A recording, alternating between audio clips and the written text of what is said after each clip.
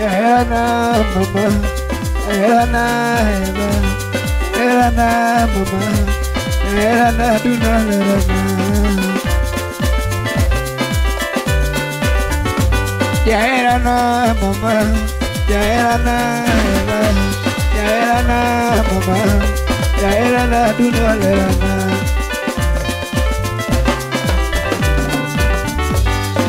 Ogudi uda lili mama kongolo kawunone. Ogudi uda lili mama kongolo kawunone. Dongi weno nyati mageno mama. Dongi weno nyati magena dunolerana. Onijairana. Onijairana. Ibigina geni nyati gonyago. Ibigina geni nyati gonyago mama. Dongi weno nyati mageno. Onijairana. Ano mondi uduriri mama kongolo kawunone. Gomondi uduriri mama kongolo kawunone. Ayanyi jowi wana go mama kongolo kawunone. Ayanyi jowi wana go mama kongolo kawunone. Niwero endo nyati magena dunolerana. Nijairana. Nijairana. Ibigina gini o mamoada. Ibigina gini o mamoada. Niwero lera nyati magena dunolerana. Ayo wado bondo shipna gipenya mama. Don't woyo shipna ae. Hani don't wado mo gipenya lera nyati mabe. Dongi wero eno nyati magena. Ani deno udo bonyo gipenya nyako nyati mageno mama. Niwero eno nyati mageno.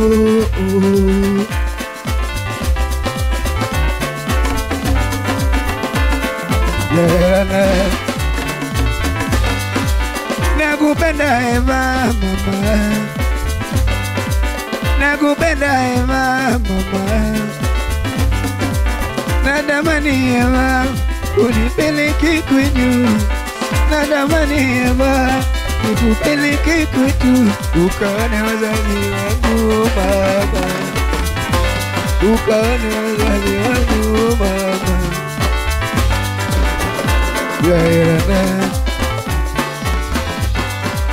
Nadamani eva.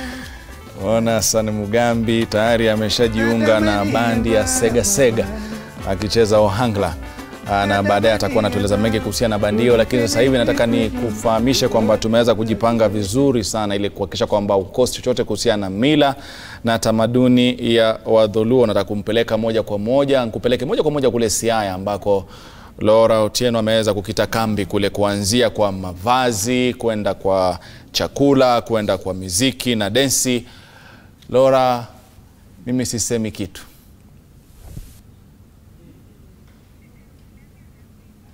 Na tamaduni za Kiluo haziambatani tu na mavazi na vyakula, bali ni bora pia tuangazie chimbuko. Ni wapi ambapo Waluo waliingia katika nchi ya Kenya, ni mwaka gani, na ni vipi waliweza kufanya safari kutoka eneo ambalo waliingia nchini Kenya kutoka Uganda, na pia na basi kwanza safari yao kuelekea kote katika eneo la Nyanza. Basi hapa tulipo, kama unavyoona nyuma yangu, pengine ni nyumba ya msonge iliyoandikwa Abila.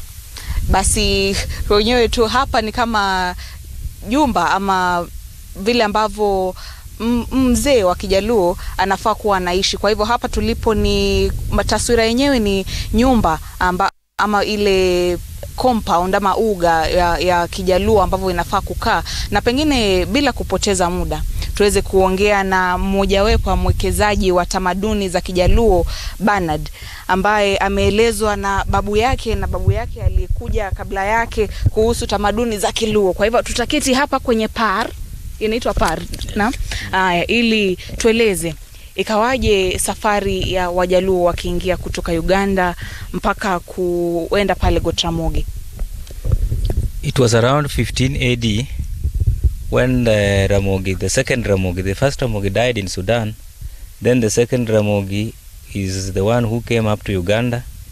Then from Uganda, the descendants of the first Ramogi, which is now the son of the first Ramogi, the second Ramogi, traveled past River Yala. Then it entered Kenya through Pubungu. Pubungu is somewhere in Manyala, that is in western Kenya. So they arrived in Ramogi and settled on top of the hill. There, that place is called Gunda Ramogi. So at Gunda Ramogi, the Lango people here and the Kisi. So Luos were River Lake Nile, so they were traveling through the rivers and the lakes. So whenever they who they found there, and then they captured their land. So they fought the Lango and the Kisi and moved them to the nowadays Rift Valley and the Nyanza part of Kisi and Nyamira. Na venye tumekuwa hapo juu katika Got Ramogi ambao pia inajulikana kama mlima wa Ramogi, tumeweza kuona majiwe ya aina fulani, tumeweza kuona viungu ambavyo viko katikati ya msitu huo. Ni vilikuwa vya kazi gani wakati ambao watu wa jamii ya Kiluo walikuwa wanaingia katika nchi ya Kenya? Ni vipi ambavyo msitu huo ulikuwa unawafaidi? So the place you are talking of is called Rapogi. Rapogi is a shrine where the Ramogi people used to sharpen their war tools like the spears and the swords, when the ones that they use in fighting their enemies. So they would go there and sharpen their tools. They would pray their god. So the pots, those ones are symbolizing the ones that were there in the past. So the pots, they were pouring some charm. So the charms, whenever they were poured on you, whenever you go to fight, you could never be struck with a weapon. The weapon will just divert to other directions. Na kufikia sasa unasema kwamba Wajaluo walikuwa wanaamini kwamba wakienda katika eneo hilo kuomba na kufanya matambiko walikuwa hawapatikani pengine na madhara yoyote hata wanapoenda katika vita. Pengine kama mwekezaji wa tamaduni hizi, ukilinganisha kama ilivyokuwa hapo awali na kufikia sasa, tamaduni hizo zinaendelea kuenziwa na watu wa kisasa ambao ni wa jamii ya Kiluo, unaona kama ni vipi ambavyo wanajaribu kuiga tamaduni hizo ama wameziasi kabisa? These African denominations, e.g. Legion Maria and the Roho churches, do normally climb up and pray. They believe that the cypress of the forest still works. Even the politicians, during the campaign times, they normally go there, they pray, and then they believe that their prayers will be answered. Naya, Waluo wakaja wakaingia Nyikwa Ramogi. Nyikwa Ramogi pengine ukieleza tu wa Kenya inamaanisha nini na wakajiita Nyikwa Ramogi? Manake mpaka sasa bado wanajivunia, ukipata wale Wajaluo ambao wako katika mkusanyiko pengine wanapenda kujiita Nyikwa Ramogi. Kwa hivyo unaona kama bado watu wa jamii ya Kiluo wanajivunia mila yao, na ni vipi ambavyo mnatarajia kwamba mtaweza kuendeleza majivuno hayo baina ya watu wa jamii ya Kiluo? Yes, we still believe up to date that we are descendants of Ramogi. As I had said earlier, that the Ramogi were three Ramogis. The first one, which died in Sudan. The second one died in Uganda. The one who arrived here is called Ramogi Ajuang, because Ajuang is a Luo child which was left in the mother's womb at the death of his father. So he is the one who arrived in Kenya. Me, I'm a descendant of Ramogi Ajuang. We were the last borns who remained here, the Imbo people. We are called Nyikwa Podo. Then the first ones like the Alego, Ugenya, Game, and Sakwa moved towards the Sakwa people are in Bondo sub-county, Alego are in Alego sub-county. Then we have Ugenya. Ragenya went to Ugenya sub-county. Now they split into two, Ugenya and Ugunja. Then they moved to Game. Others spread to Asembo, towards Uyoma and Nyakache area, and maybe Kano. Then the ones that moved towards the southern Nyanza are the second migrants from those places that I've just mentioned. That's when you go to Sakwa Wendo. So if you go to Awendo, you'll find another Sakwa there. They're the people who moved from Sakwa. If you go to Homa Bay, there's a place called Game. Those people migrated from Game. First, they were not the first migrants from here. The second migrations from Game, Sakwa, and some from Uyoma. Na kama unasema hapa basi ndo chimbuko, maanake wale wengine ambao wapo katika maeneo ya Migori na maeneo kama hayo ni kama wote walitoka hapa. Kwa hivyo kama mwekezaji wa tamaduni, wale ambao wanakuja hapa, pengine watu wa vijana haswa, ni vipi ambavyo mnajaribu kuwekeza tamaduni hizi ili angalau pia wajue Wajaluo walitoka mahali hapa na wakaenda mahali pale? I think it was in 2006, 2008, the community here, in collaboration with the TTF, came up with an idea of maybe constructing a heritage center up, such that we can have documentary of the Luo traditions, what they used to do. And just recently, the Council of Luo Elders came up with the same idea. That one was led by Professor Gut, who is just coming nearby. So they had suggested that each and every sub-county should have their own place where they can store their history, so that whenever you come from, even if somebody comes from Awendo, he can follow that from Sakwa, which is just here, is where he traveled to the southern Nyanza. So the people from Sakwa came from here. So they want that lineage to be there. Na sasa inajulikana kwamba watu wa jamii ya Kiluo ni watu ambao wanategemea sana samaki ama ziwa ili kuweza kupata vyakula vyao, lakini tukizunguka hata mahali hapa tunaona kama kuna watu ambao pengine wamepanda mihogo, wakapanda hata mahindi. Ilifikiaje kwamba watu wa jamii ya Kiluo wakajaribu kuondoka kidogo na kuachana na vyakula ambavyo vinatoka katika ziwa na hadi kuanza ukulima? Even at the present here, just in this sublocation, Gotramugi, there are a number of tribes which are not originally Luos. That one was due to intermarriages. So we now adopt their life of living. We find here there are people called Wamuri. These are the Western Kenya. We have here Wasihongo and many others. So the Luos were fishermen, but now they adopt the lifestyle of the Bantus. These people who have mentioned were Bantus. We know that the Bantus were the people who were cultivating land as their main source of living. So due to intermarriages, and now that we are staying together, we are now adopting their way of life.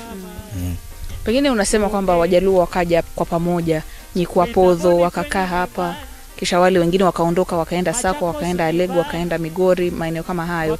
Kuna pengine kitu ambacho wale ambao walibaki hapa ikawa kama ndio nguvu yao, kama pengine kutafuta samaki ya aina fulani ndio kitu ambacho wanashughulikia sana, kisha ambao wale wanaenda mahali pengine wakakuwa wanafanya kitu kingine tofauti kabisa, ama tamaduni zote za Waluo wote kote nchini zinafanana? The people who moved from here, maybe the migration was due to population pressure and maybe looking for a green pasture. So you know, when they came here, they find the Lango people and the Kisi people. So they were fighting them to conquer a bigger territory. So they wanted a bigger place where that can fit them all, because they knew that they at some point of time their population will increase. Kwa hivyo tamaduni ni zile zinafanana kutoka hapa mpaka kule mwisho Kaksingri. Yes, and even nowadays if you go to Gwasi, those people are called Wagasi. There is an incident I happened to witness. In the olden days, whenever somebody dies in a homestead, that homestead people never prepare food. The food would come from the outside, from the neighbors. But nowadays, it has changed. But if you go to Gwasi right now, they are not originally Luos, but they copied what the Luo used to do in the past, and they maintained it. But we people, we have adopted the Western way of life. So that traditionally is dying slowly by slowly. We are now imitating the whites and maybe some other tribes. But I would advise the people to go back to the traditions, so that the generations to come should learn how the Luo used to live, what they used to do. Na sasa pengine unasema kwamba pole tu Wajaluo wanaendelea kuiga mila za wazungu na ni muhimu vijana kufunzwa. Lakini kile ambacho tunashuhudia sasa ni kwamba kila mmoja anajaribu kuwa katika ile mfumo wa kidijitali. Kila mmoja hataki kurudi nyumbani, pengine kuja hata kwenda kule msituni kuangalia vile ambavyo Waluo walikuwa naishi kama mwekezaji wa tamaduni. Ni vipi unaona ni njia mwafaka ambayo itasaidia watu, bali tu nakuja hapa na kusikia kwamba Wajaluo walifanya hivi na hivi na hivi? Ni kipi hasa ambacho kinafaa kuwekwa, ambacho watu wanafaa wazingatie kabisa kuhakikisha kwamba tamaduni za Kiluo hazififi? Okay, we are working on it in collaboration with the county government of Siaya. That's why we have this proposed cultural center here. So at the cultural center, we hope that if the project will come to its completion, all those will be found here. As you can see, the homestead of the Luo here, this is a model of a traditional homestead. So whenever somebody will come here after the completion, he would learn how the Luo people used to build their homestead, where the first wife ought to have been, the second wife, maybe the third wife, the Bila, where the Simba ought to have been. And many other things like Pong was the grinding stone where people used to grind flour manually. We would put here the three-legged stool, which is called Komnya Luo, and many other things that the Luo people used to have. Like in the olden days, in clearing bushes, we never used pangas because pangas were never there. We use what is called retong. And here in Imbo here, the Waluo people, Waluo is just besides the lake. They were known, they were blacksmiths. They were the people who were making those ratong. So people would travel all the way from here, passing Lake Sare, going to Waluo in search of the ratong. Yeah. Haya basi, Rashid na Mugambi, tupo hapa tunabarizi tu kwenye par. Basi turudishe pale studio tuone mko na yapi ya kusema kabla ya kurejea hapa.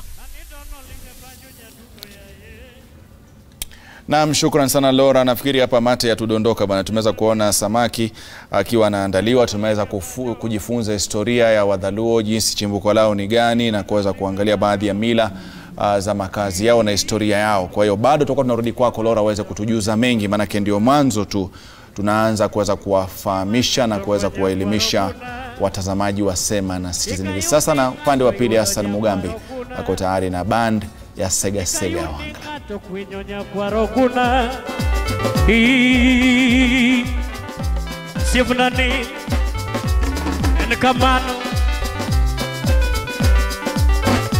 Mo Brown Woody Bo Senge Salimia Saru Mwaburi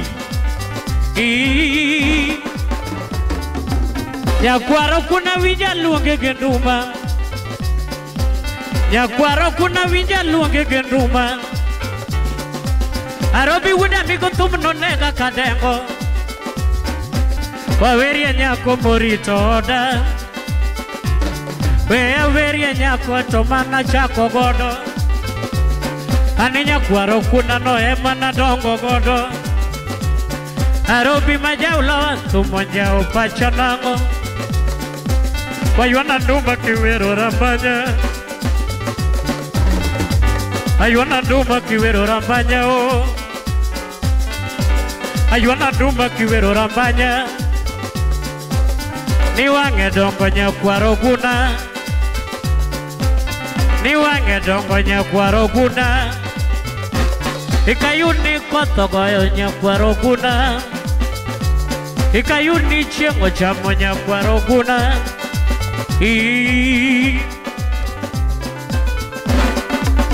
Usifnani Nyadunda be Nyakwaro kuna bendi paro manene Kalongo longo miya paro manene Tukumama ki baba miya paro manene Samani tugeto ane baba sate Wewe nyako muketho wina Wewe nyako muketho virginity Averia nyako moketho virginity. Anika moguru medebe choko gokoku. Anika moguru medebe toko daunaga.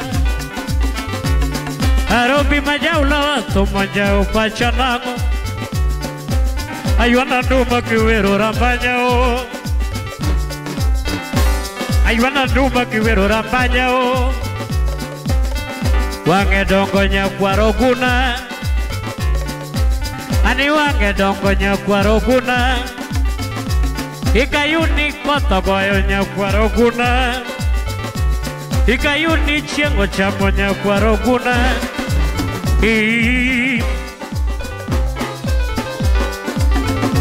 Usiepnani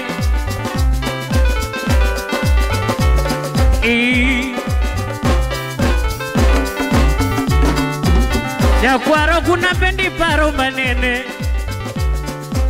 Nyakwaro kuna bendi paro manene. Arobi wina migo tumno nega kadengo mam. Awina migo tumno nega kadengo mam. Awina migo tumno nega kadengo mam. Ululawa iwana nduma nao. Arobi wina migo wa iwana nduma nao mama. Iwana nduma kiwero rambanya. Arobi wina migo mawuni ima usenge. Arobi mawuna migo manyakwaro mito. Nyakwaro pasio linga banjo. Anidono linga banjo mos. Arobi majaula wudi ima usenge. Waywana nduma kiwero rambanya o. Anitumo guro nyakwaro kuna. Anibanjo loko koro.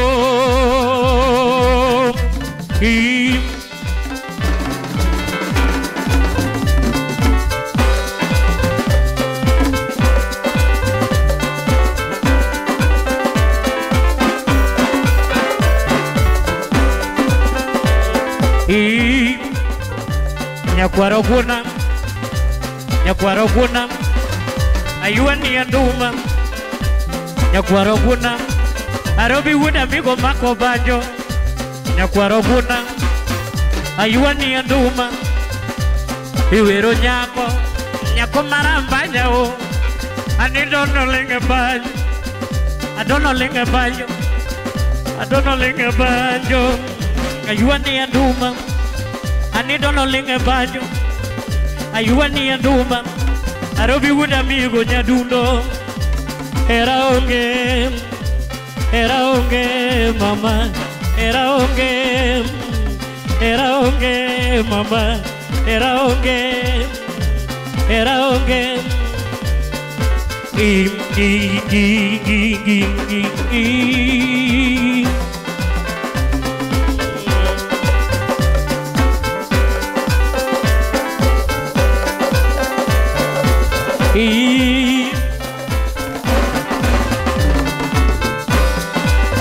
Usiefrane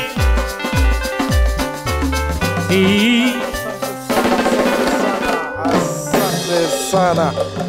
Ama tukiingia katika lugha ya Kijaluo sasa tutasema machiegni sema na citizen. Alafu tunaelekea tukiendelea kusema Waluo weche mag oganda luo. Yani tunasema tumekuja hapa kuzungumzia utamaduni wa Kiluo, na hapo awali nilikuwa nimekukaribisha tu katika Sema na Citizen kwa lugha hiyo ya Kiluo. Na hapa tuna vijana wa bendi inayojulikana kama Sega Sega Ohangla guys ambao wanaendelea kutu peperushia ama kutupromoshia muziki ya Kiluo ya kufungamana na swala zima la utamaduni ambao Laura Otieno yuko katika kaunti ya Siaya na anaendelea kutufunza mawili matatu kuambatana na utamaduni wa jamii ya Kiluo ambao una utamaduni ambao unajulikana sana katika taifa hili. Lakini kwanza kabisa tutakuwa tunazungumza tu na wanabendi hapa, labda wataingia wote ili tuweze kusema nao mawili matatu kuambatana na bendi hii ya Sega Sega Ohangla. Kwanza kabisa labda tuanze na wewe ambao uko hapa jukwani. Kwa jina kwanza tueleze unaitwa nani na utueleze safari ya bendi hii imekuwa ya aina gani? Kwa majina naitwa Robert Ochieng. Endelea tu na Kutoka sehemu za majimbo kule Siaya County, Bondo Sub County. Na kwa jina ninayojulikana kwa usanii najulikana kama Robi Jauloa ama Robi kijana mdogo.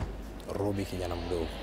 Wananiita hivyo kwa sababu hata ukiangalia umri wangu ina muonekano ya mtu mdogo lakini sio sana. Kwanza kabisa labda tueleze tu wimbo ambao umeimba muda mchache uliopita, maana tukiingia katika sehemu hii ya Sema na Citizen wewe ndio ulikuwa unaimba. Wimbo huo kwanza kabisa unasema nini? Wimbo ambao umeusikia wakati chache iliyopita inazungumzia kuhusu kipenzi changu cha roho niliyependana na yeye nikiwa katika darasa la 5. Kwa hivyo tulijuana tuseme tukiwa wadogo. Sasa katika huo wimbo najaribu tu kuzungumzia yale pengine vitu ambazo mtu anaweza pitia ukianza mapenzi mkiwa umri mdogo, wazazi pengine wamekana hiyo maneno na vitu kama hizo. Naam. Na labda kabla ya kurudi kwako tena nitakuwa nazungumza na yeye. Sema tu nayo iko sawa. Endelea kusema na sisi. Kwanza kabisa utuambie majina, alafu utueleze kwenye hii bendi unachukua mkondo mgani? Yaani wewe ndio kiongozi wa bendi ama namna gani? Okay, kwa majina naitwa Godfrey Otieno. Natoka kule Siaya ya mahali naitwa Sega. Kwa hii bendi mimi ndio kama CEO. Na kama CEO bendi basi nitakuwa na kuuliza tu tueleze kwa nini ukachagua mtindo wa kitamaduni? Mbona ukachagua nyimbo za Kiluo kuweza kuziimba na kutumbuiza mashabiki wako? Okay, nikikujibu hapo. Mimi nimelelewa nyumbani, hizi vitu nilikuwa naona nyumbani. Kuna ngoma yote ningefanya part for me. Juu nyumbani tulikuwa tunaona hizi. Na labda umuhimu wa muziki katika utamaduni wa Kiluo ni upi? Okay, umuhimu wake ni kama kukumbuka yale ambayo wale wazee walifanya. Jua tukiimba atuimbi yenye itakuwa kesho, tunaimba Kenya ilishafanyika. At least tunajaribu kutangazia wengine wanatoka chini. Labda kabla ya kumpa huyu mkurugenzi ambaye pia ndio producer wa hii bendi nafasi ya kuweza kusema nasi, tupunga unyunyu kidogo, lakini kabla ya muda usiokuwa mrefu tutakuwa tunarejea baada ya na tamaduni zaidi za jamii ya Kiluo na kupromoshwa zaidi kwa sakata densi hapa, na tutakuwa tumuita pia Rashid Abdalla kuja hapa tuone jinsi anavyoendeleza pia yeye kuningua viungo mbalimbali vya mwili wake.